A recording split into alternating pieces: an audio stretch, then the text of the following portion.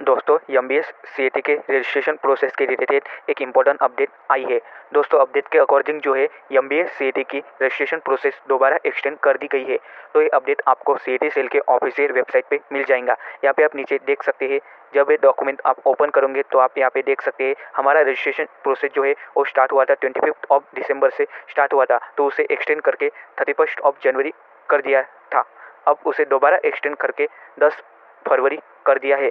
अगर दोस्तों आपने अभी तक रजिस्ट्रेशन नहीं किया तो आप रजिस्ट्रेशन कर दीजिए, तभी आप एग्ज़ाम के लिए एलिजिबल रहोगे। तो दोस्तों काफ़ी लोगों का ये कहना है कि जो डेट एक्सटेंड हुई है दोबारा, तो क्या इससे हमारे एग्ज़ाम डेट पर कोई असर होगा या फिर नहीं। तो दोस्तों पिछले साल भी जो है वो रजिस्ट्रेशन प्रोसेस की डेट 2 बार एक्सटेंड हुई थी, फिर भी एक्स्ट्रा एग्ज़ाम डेट पे कोई भी असर नहीं हुआ था। तो इस साल भी ऐसा लगता है कि हमारी एग्ज़ाम जो है वो अपने टाइम पर ही होंगी। तो आप अपना रजिस्ट्रेशन कर लीजिए और एप्लीकेशन फॉर्म सबमिट कर दीजिए, तभी आप एग्ज़ाम के लिए एलिजिबल रहोगे। धन्यवाद दोस्तों।